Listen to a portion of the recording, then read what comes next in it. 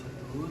Eu queria começar agradecendo pelo convite, agradecer pela compreensão da situação.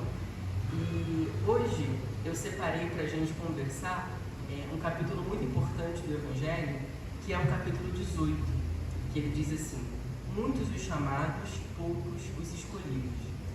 É um capítulo muito interessante e muito atual também, a gente vai ver o porquê. Ele tem uma parábola muito importante, que é a parábola do festim das bodas. Não sei se todos já conhecem, mas é uma parábola muito importante do Evangelho, da história de Jesus. E ao mesmo tempo é uma parábola que não é muito simples de entender, né? A gente tem que estudar, ler, entender muito bem o que Jesus quis dizer com ela. Então eu vou ler a parábola para vocês e a gente vai conversar um pouco sobre ela. Ela diz o seguinte: falando ainda por parábolas, disse-lhe Jesus: o reino dos céus se assemelha a um rei que, querendo festejar o casamento de seu filho, enviou os seus servos a chamar para as bodas os que tinham sido convidados. Ou seja, Jesus aqui está comparando então Deus a um rei que está dando uma festa. Estes convidados, porém, recusaram ir. Ou seja, Deus mandou os convidados irem, mandou os profetas irem convidar essas pessoas, mas elas recusaram o convite. O rei enviou outros servos com ordem de dizer da sua parte aos convidados: preparei o meu jantar, mandei matar os meus bois e todos os meus cevados, tudo está pronto. Vinde às bodas. Mas eles, sem darem importância a isso, lá se foram, um para sua casa de campo, o outro para o seu negócio, ou seja, ninguém aceitou o convite. Os outros pegaram os servos e os mataram, depois de eles haverem feito muitos ultrajes, ou seja, alguns desses convidados, além de não terem aceitado o convite, ainda maltrataram, mataram aqueles que estavam realizando o convite. Sabendo disso, o rei se tomou de cólera e, mandando contra eles seus exércitos, exterminou os assassinos e lhes queimou a cidade. Então, disse aos seus servos: o festim das bodas está inteiramente preparado, mas não eram dignos os que para ele foram convidados. E depois às encruzilhadas, e chamai para as bodas todos quantos encontrados.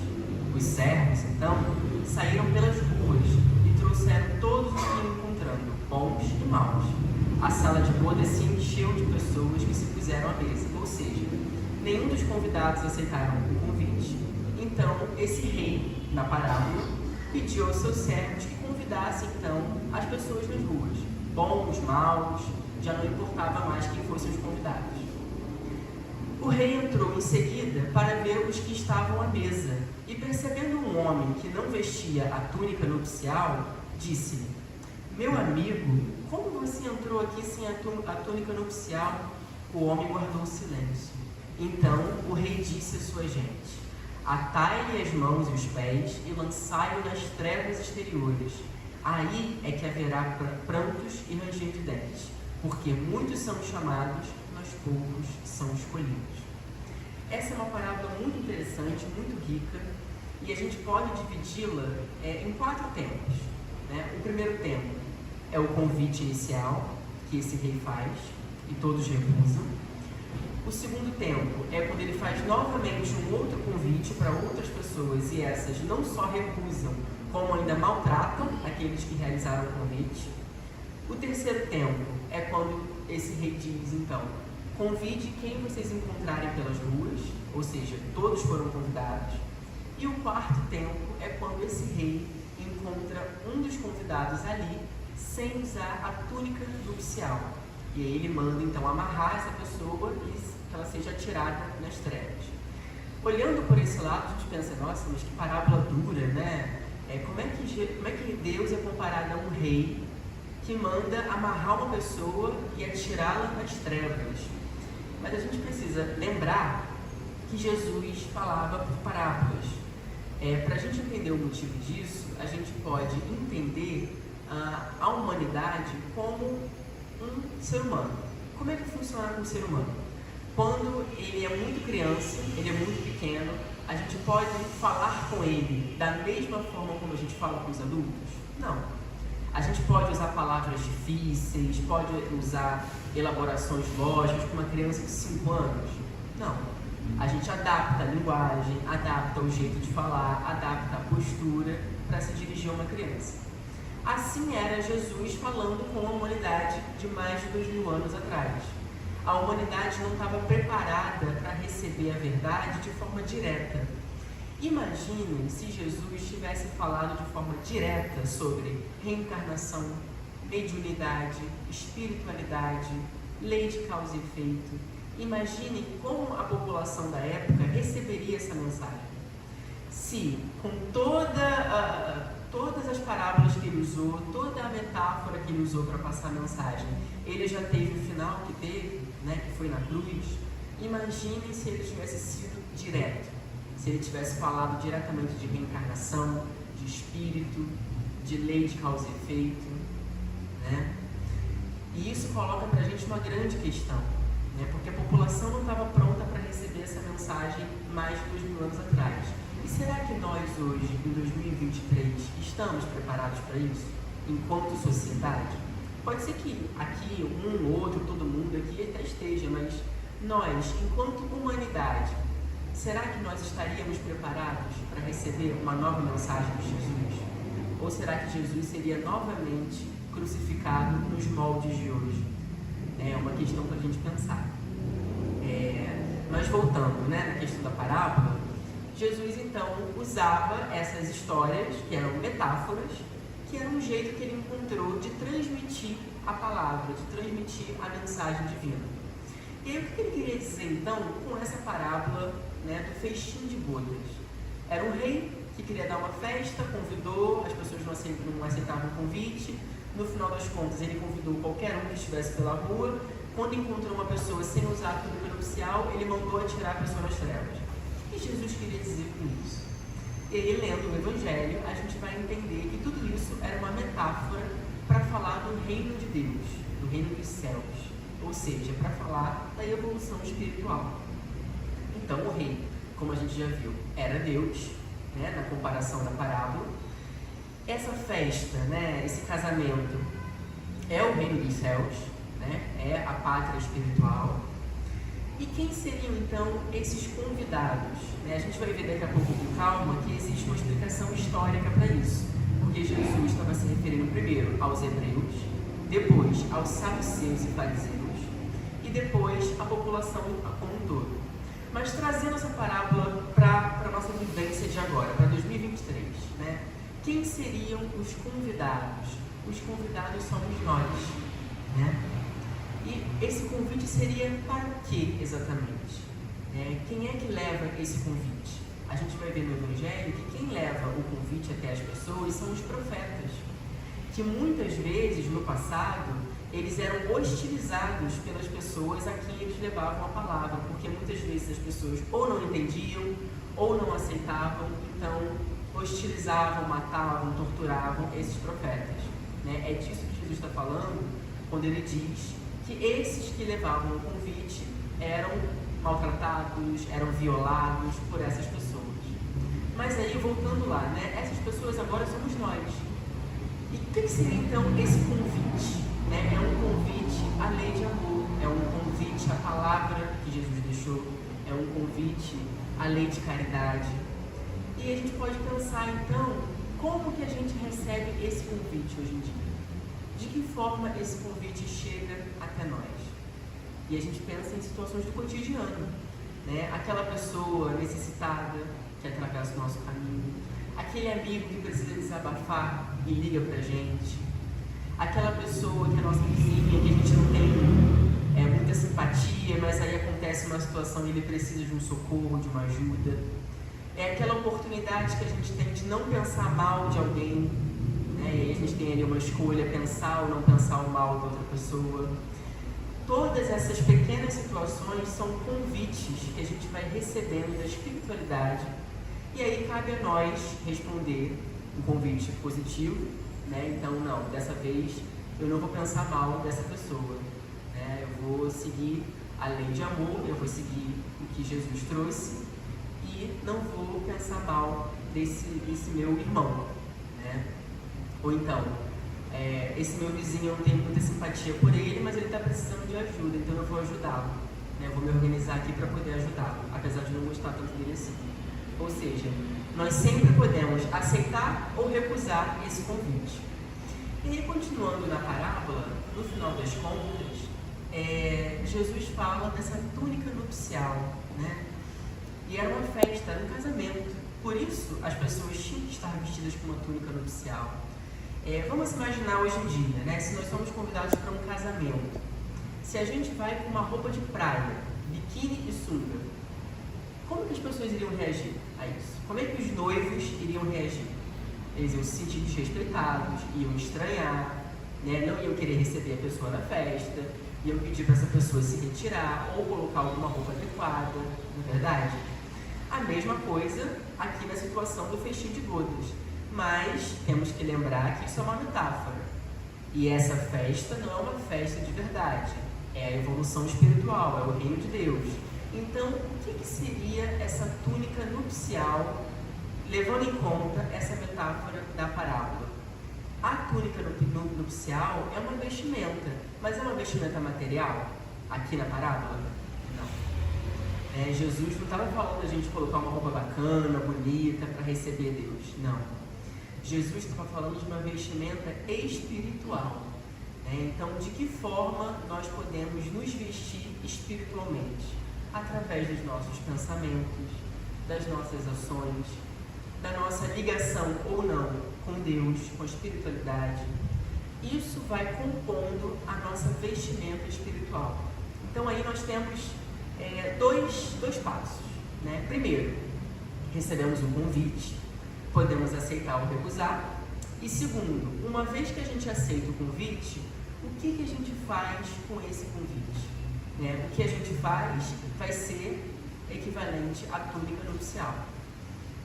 Porque aqueles homens ali da parábola, eles aceitaram o convite no final das contas. Eles estavam na festa, mas um deles não estava vestido adequadamente. Então, às vezes, a gente aceita o convite, mas a gente faz dele algo muito ruim. Às vezes, a gente faz dele algo que vai na contramão do que Jesus ensinou pra gente. Então, são dois passos. Não é só aceitar o convite. É aceitar e vai depender do que a gente faz desse convite, né? E esse convite é a palavra de Jesus. Hoje, aqui agora nessa noite, cada um de nós, inclusive eu, estamos recebendo um convite. Agora, o que vamos fazer desse convite quando sairmos daqui? Isso vai ser a nossa túnica nupcial. Será que nós vamos nos vestir espiritualmente de forma adequada para seguir e cumprir com a palavra de Jesus? É uma reflexão para a gente pensar. Eu me lembro de uma história, acho que eu já até contei aqui algumas vezes em outras oportunidades, mas eu me lembro sempre de uma história de uma mulher adulta que tinha uma filha adolescente e as duas eram espíritas. Só que a filha adolescente, ela não acreditava que Jesus existiu de fato. Ela achava que Jesus era uma invenção dos homens, enfim.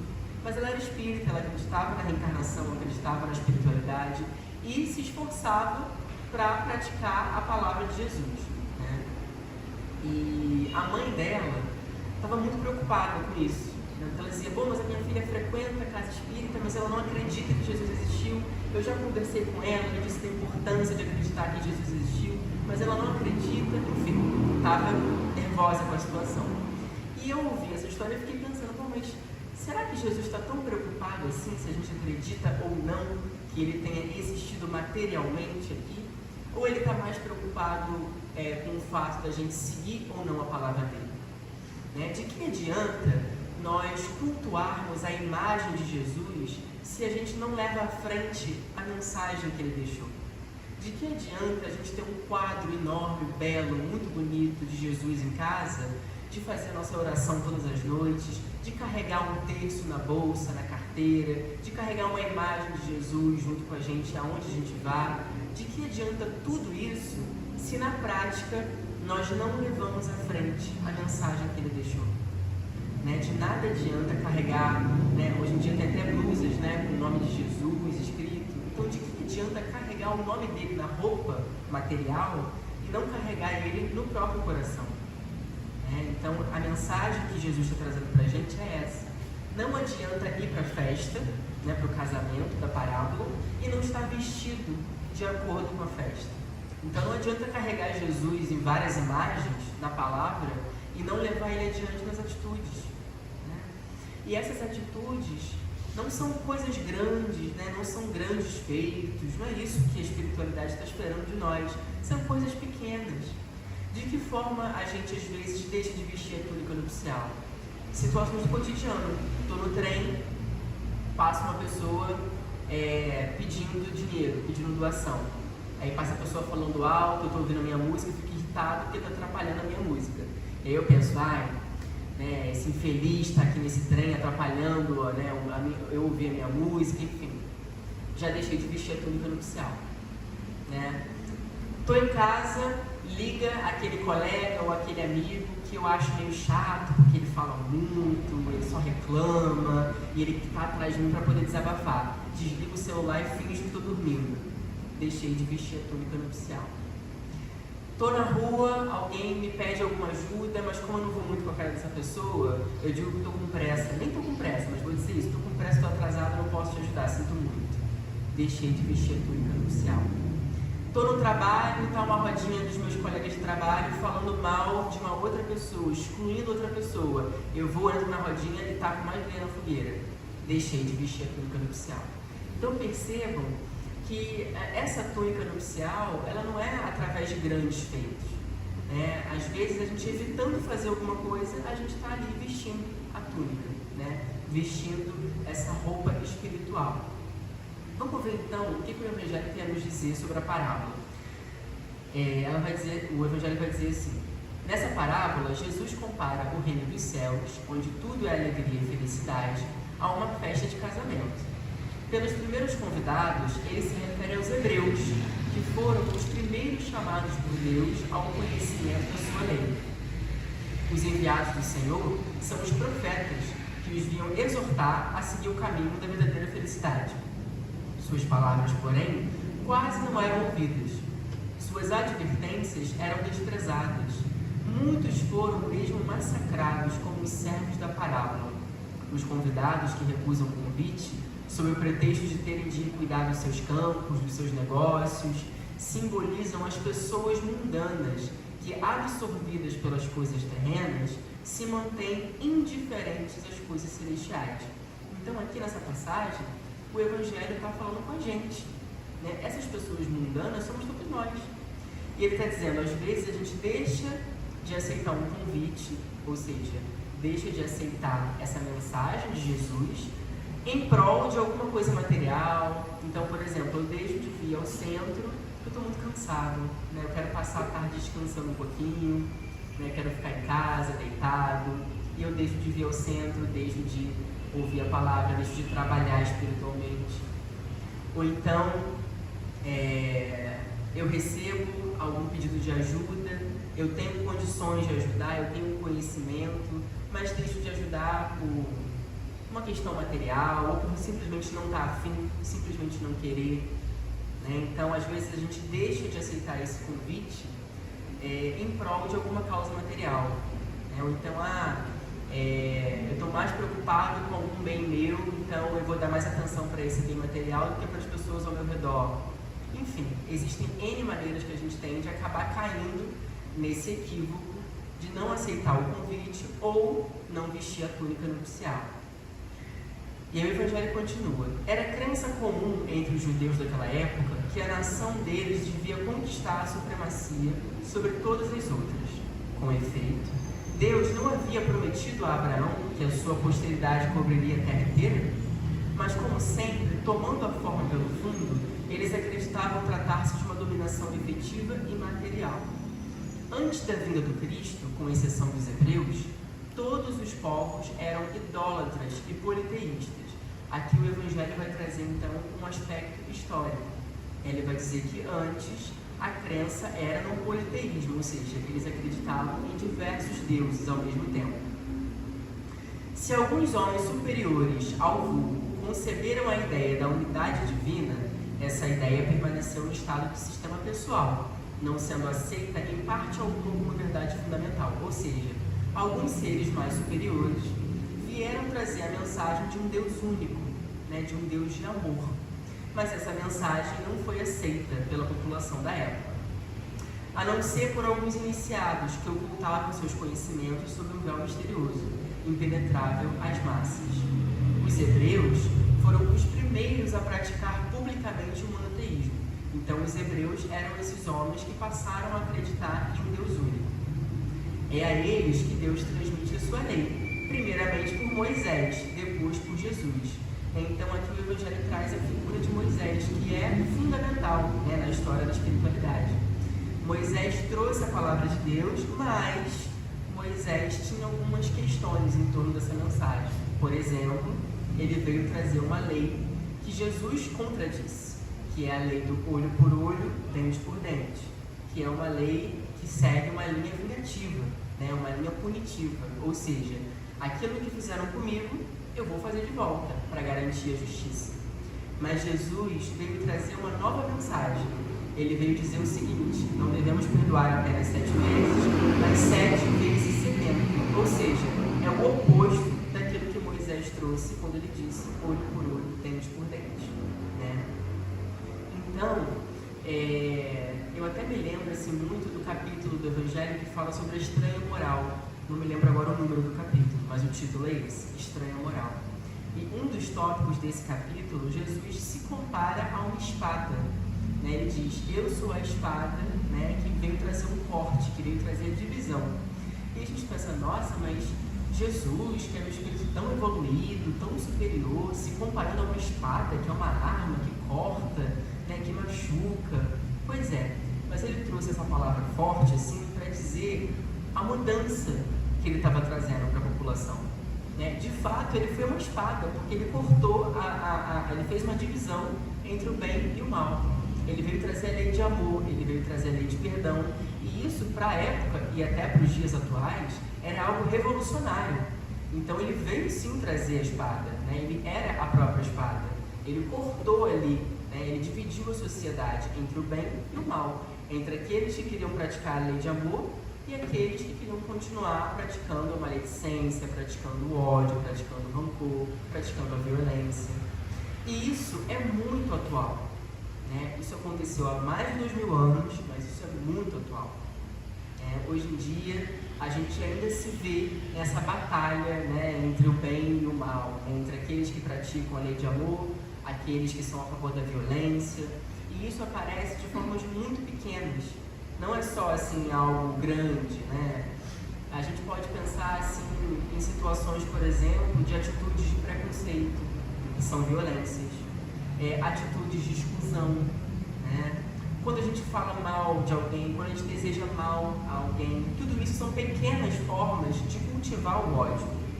Então, quando Jesus fala dessa divisão, de que ele é uma espada, ele é uma espada até hoje. Porque se a gente quiser seguir a palavra dele, a gente vai precisar sair dessa zona de conforto, né? Que é essa zona do ódio, essa zona de cultivar o rancor, da impaciência, do egoísmo, do orgulho. Tudo isso é a nossa zona de conforto. E Jesus veio para justamente mexer com essa zona de conforto nossa. Veio convidar, né, para usar a palavra da parábola, né, do convite, ele veio trazer esse convite à lei de amor. Seguindo então, o Evangelho vai dizer pra gente, mais pra frente, não basta ser convidado, não basta se dizer cristão, nem se sentar à mesa para tomar parte do banquete celestial. É preciso, antes de tudo, e sob condição expressa, estar revestido da túnica nupcial, isto é, ter pureza de coração e praticar a lei segundo o Espírito. Ora, a lei está toda inteira nestas palavras: fora da caridade não há salvação. Contudo, entre os que ouvem a palavra divina, quão poucos são os que guardam e a aplicam proveitosamente? Quão poucos se tornam dignos de entrar no reino dos céus? É por isso que Jesus falou: muitos serão chamados, poucos, no entanto, serão escolhidos. Então aqui o Evangelho explica pra gente o que é essa túnica nupcial, que eu já adiantei para vocês. E aqui nessa passagem final, ele vai dizer do quão poucas são as pessoas que vestem essa túnica nupcial. E esse convite que a gente recebe todos os dias, ele não é feito unicamente uma vez, né? Ele não é pontual, como eu acabei de falar, ele é feito a todo momento, né? Não só todos os dias, mas a todo segundo, né? A cada momento a gente tem oportunidades de vestir essa túnica ou não, de aceitar esse convite ou não. E aí cabe, né, uma pergunta para a gente ficar, né, ao longo da palestra de hoje e depois também, sobre isso, né? Nós estamos aceitando esse convite? E se estamos aceitando, o que estamos fazendo com esse convite que a gente aceita? É uma reflexão para a gente ir pensando, né, ao longo da semana, ao longo dos dias, porque é uma reflexão constante. Nós recebemos esse convite a todo momento, às vezes a gente é capaz de aceitar, às vezes não, acontece, né? Às vezes a gente acaba se cansando e aí age com impaciência, fala mal, faz o mal, mas aí a gente se dá conta, aí pede perdão, né? Aí faz alguma coisa para compensar, né? E segue a vida e tenta não errar numa próxima vez, né? Então esse convite, ele é constante, o que não quer dizer que a gente possa ficar relaxado e pensar assim, já que eu recebo o convite todo momento, então eu não vou aceitar nunca, né? No futuro eu vejo o que eu faço. Não, é um esforço diário que a gente precisa fazer para pensar quais são os convites que eu estou recebendo e o que eu estou fazendo com eles, né? São situações do cotidiano. Eu queria ler para vocês uma passagem de uma palestra de uma espírita chamada Maria de Fátima Rigon. Eu vou ler só umas passagens da palestra dela, para não ficar repetitivo, que ela vai dizer assim: reparem que Jesus começa sutilmente comparando o reino dos céus a essa parábola. Ele nos convida a fazer uma analogia, e por isso suas parábolas são atemporais, porque naquele tempo não havia conhecimento ou sequer entendimento das questões espirituais. Com o pouco que sabemos hoje, porque ainda somos crianças engatinhando nesse assunto, vamos tentar identificar e entender qual o papel que cada um representa nessa parábola. E ela vai começar a explicar o que eu já expliquei, né? De que o rei é Deus, a festa é o reino dos céus, os convidados somos nós. Mas aí mais pra frente ela vai dizer o seguinte: então, o convite foi levado àqueles que formavam a classe espiritual dominante de Israel. Ela vai trazer aqui agora um conteúdo histórico. Ela vai dizer: esse povo vivia em intenso conflito com Jesus, que eram os saduceus e os fariseus. Quem eram esses dois grupos, né? Primeiro, os saduceus. Os saduceus, na época de Jesus, eram os aristocratas, os ricos, que ocupavam cargos poderosos como sacerdotes. Ocupavam a maior parte do sinédrio, mas eles se preocupavam mais com a política do que com a religião. E por se sentirem autossuficientes, negavam as verdades do mundo espiritual. Então os saduceus eram a aristocracia da época, mas eles não se preocupavam tanto assim com a palavra de Jesus. Eles estavam mais preocupados com as questões materiais. E os fariseus? Já os fariseus pertenciam à classe média, tinham mais contato com o homem comum, formavam a menor parte do sinédrio. Eles acreditavam em Deus, mas eles davam prioridade às decisões dos homens. Saduceus e fariseus brigavam entre si, mas se uniram na condenação de Jesus. Então, é deles que Jesus fala na parábola, quando ele diz que os convidados não só recusaram o convite, como maltrataram aqueles que faziam esse convite, né? Que eram os fariseus e saduceus que brigavam entre si e se uniram para justamente condenar Jesus. Obrigado.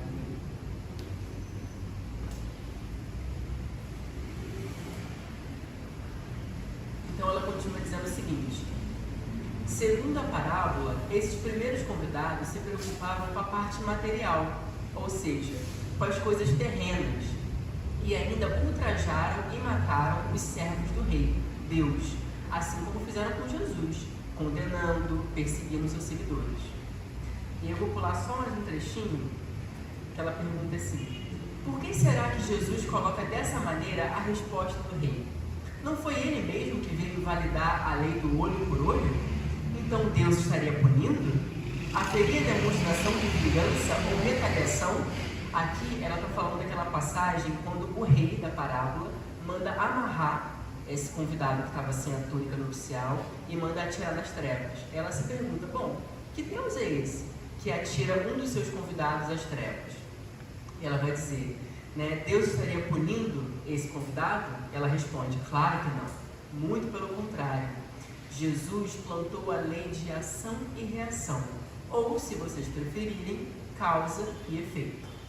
Por diversas vezes na passagem de Jesus entre nós, ele procurou demonstrar esse ensinamento.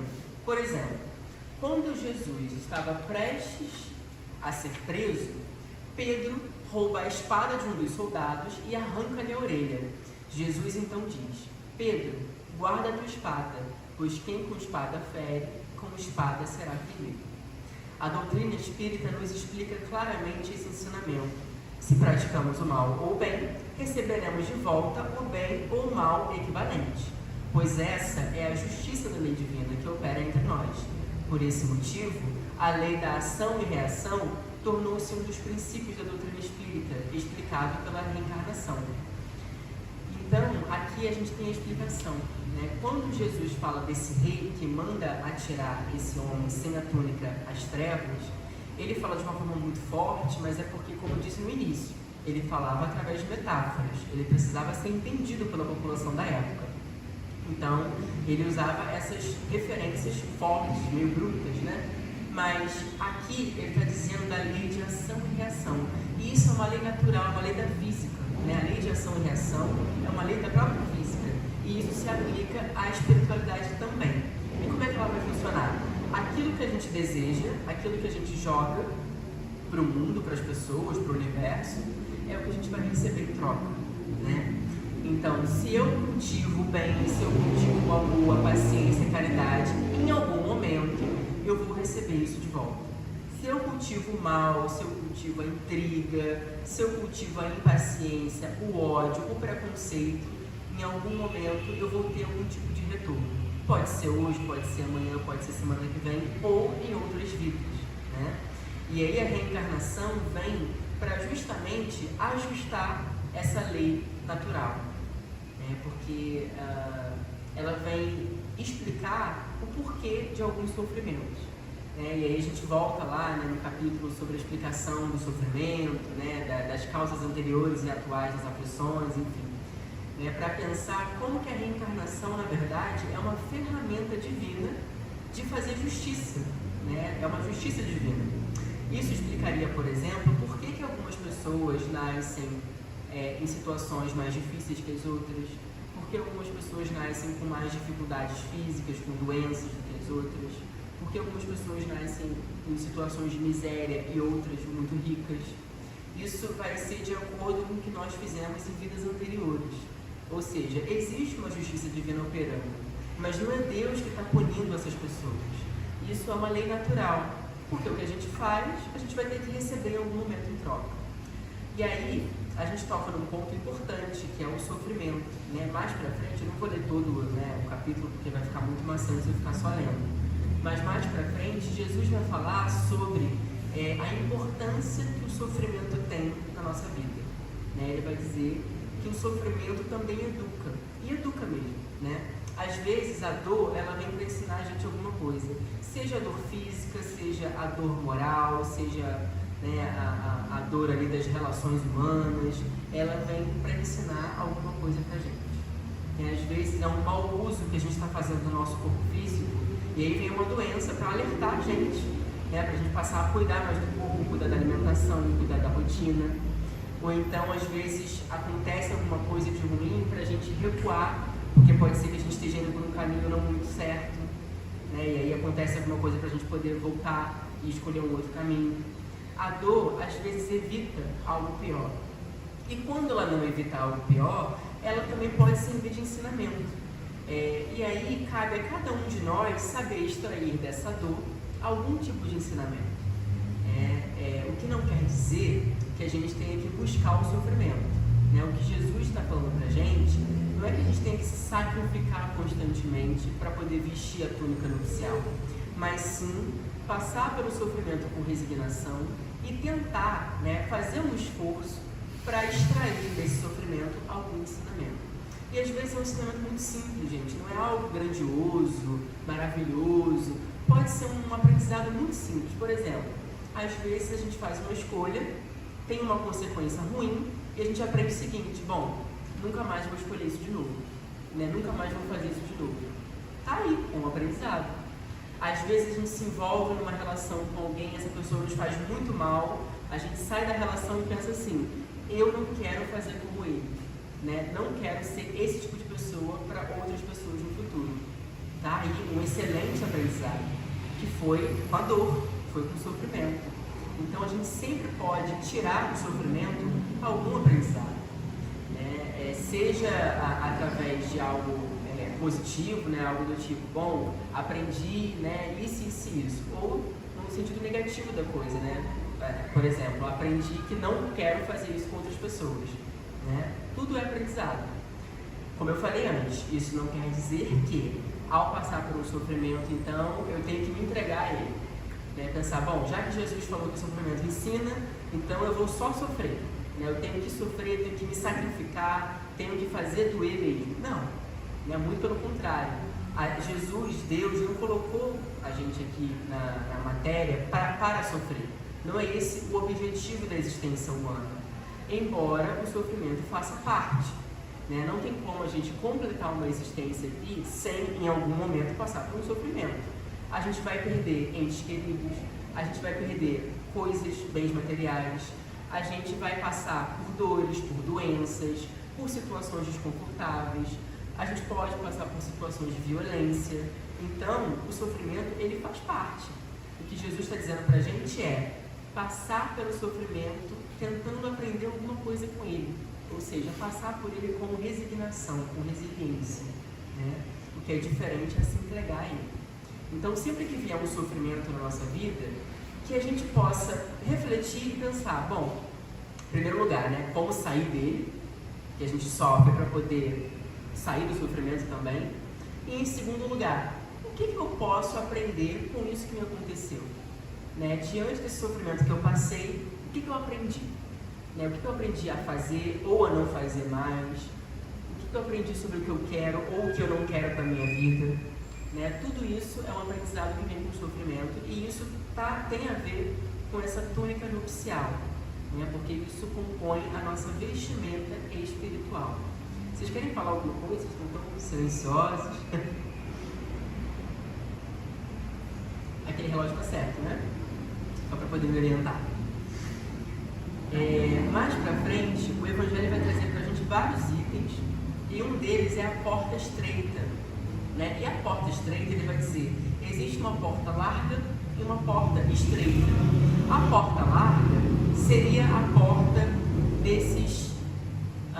dessas tentações que a gente tem na vida, materiais, né? Do corpo físico, dos prazeres mundanos. E a porta estreita, ela requer um certo sacrifício. Agora, isso quer dizer que Jesus está dizendo pra gente que a gente tem que se sacrificar o tempo todo? Não. Mas ele está dizendo pra gente que a mudança, a reforma íntima, espiritual, ela requer um esforço. Ela não vem assim de mão beijada, né? Então a gente precisa se esforçar para ser paciente, precisa se esforçar para praticar a caridade, precisa se esforçar para ser mais amoroso. É um trabalho que requer esforço. Então é por isso que ele fala da porta estreita, porque dá trabalho, né? Seguir a lei de amor dá trabalho, não é algo simples de se fazer. A gente olhar para alguém que fez mal a nós e perdoar essa pessoa, isso dá muito trabalho, isso requer um esforço interno enorme. Então é uma porta estreita mesmo, né? A gente tem que se apertar para passar por ela, não é uma porta larga que a gente passa assim livremente. Então é nesse sentido que Jesus fala do sacrifício. Não é que a gente tem que se sacrificar o tempo todo, mas é que para fazer a reforma íntima, a gente tem que sacrificar a nossa parte odiosa, a nossa parte egoísta, a nossa parte orgulhosa. Tem algo de nós que é preciso ser sacrificado nesse processo, né? E aí a gente pensa, né, para a gente já ir caminhando para a conclusão, né? A gente pensa assim na importância que se tem de levar essa palavra adiante. E aí, levar a palavra é diferente de necessariamente levar a imagem de Jesus. A gente pode levar a mensagem dele sem precisar citar o nome dele, né? Porque, como a gente viu aqui na parábola, tem pessoas que não estão prontas para aceitar o convite. Tem pessoas que podem ouvir o convite em nome dele e se recusar, né? Em maltratar, enfim, se fechar.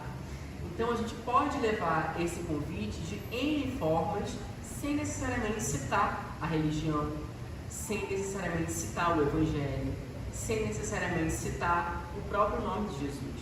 O importante é levar a palavra de amor, né? A palavra de caridade que ele deixou pra gente. E aí a gente, voltando lá no exemplo que eu dei, né, da mãe com a filha adolescente, né, que a filha não acreditava que Jesus tinha existido de fato. Pouco importava ela acreditar ou não acreditar que Jesus existiu. O que importava ali era o quanto ela levava à frente a palavra dele. Jesus, ele não se preocupa com a imagem. Quem se preocupa com a imagem somos nós, né? Se a gente fala alguma coisa e alguém passa à frente a nossa palavra sem dar os créditos, a gente fica revoltado. Ah, mas ele falou isso, mas ele não disse que fui eu que falei, né? Aí a gente quer os créditos. Jesus não está preocupado com isso. Ele quer que a mensagem seja transmitida. E isso é o que vai importar para ele. E aí a gente pensa também, por exemplo, em várias religiões, né, que ao longo da história da humanidade usaram do nome de Jesus, usaram do nome da espiritualidade, usaram do nome da religião, de Deus, para poder fazer atrocidades, né, para poder matar pessoas, para excluir pessoas, para violar pessoas. Né? Então vejam como às vezes a gente pode aceitar o convite e fazer dele algo completamente contra o que Jesus pregou.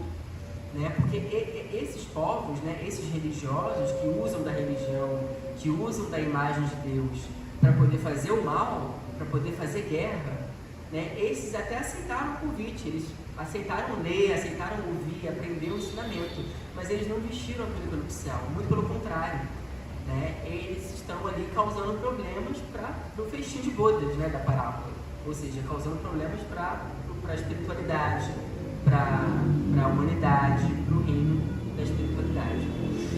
Né, então, isso leva a gente a uma reflexão, porque nós, enquanto espíritas, também podemos fazer mau uso da palavra de Deus, também podemos fazer esse mau uso, não são só outras religiões que fazem isso.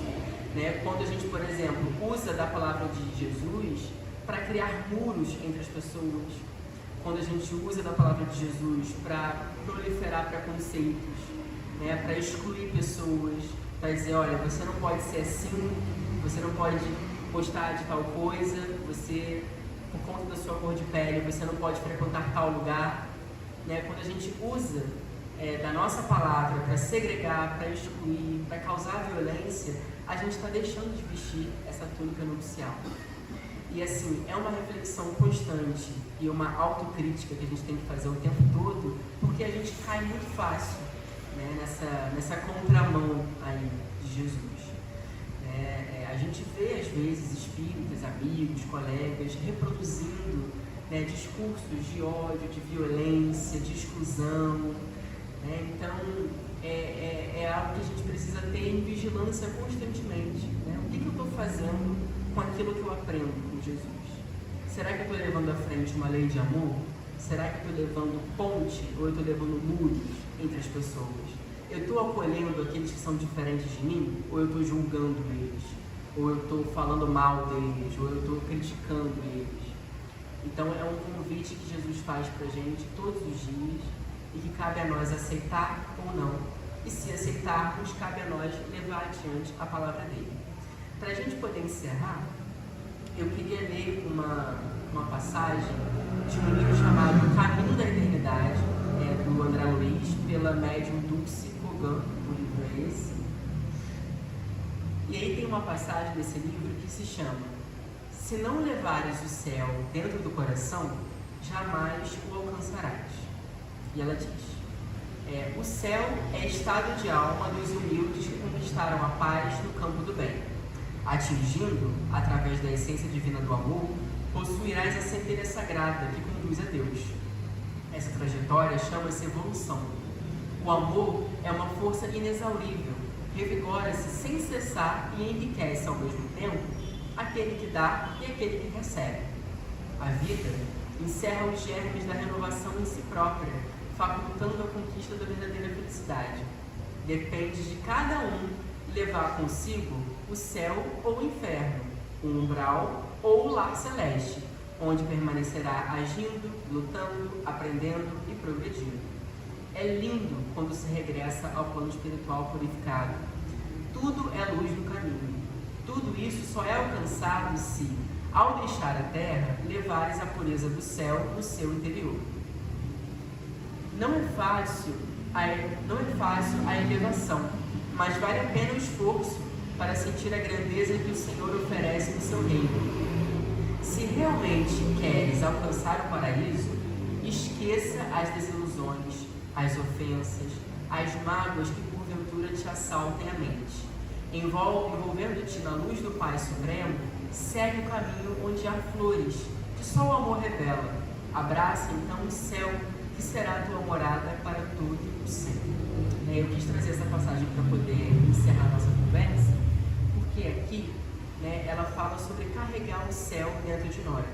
E carregar o céu é carregar essa túnica, Isso nada mais é do que essa vestimenta espiritual. E ela diz aqui numa passagem, a gente pode escolher carregar o céu ou carregar o inferno. E tudo vai depender do que a gente cultiva. Então, é esse convite, essa chamada diária que Jesus faz. O que estamos carregando? Estamos aceitando o convite ou não? Como estamos vestindo essa roupa espiritual? O que estamos fazendo pelo próximo, pelo mundo e por nós mesmos, no sentido de nossa evolução espiritual? Então, eu queria mais uma vez agradecer pela presença de vocês, pela escuta de vocês, pelo convite principalmente, Espero que tenha sido proveitoso, espero que a gente possa sair daqui pensando nessa parábola, pensando nesse convite diário e pensando principalmente o que estamos fazendo com esse convite. E aí, estamos vestindo ou não a túnica nupcial? É uma pergunta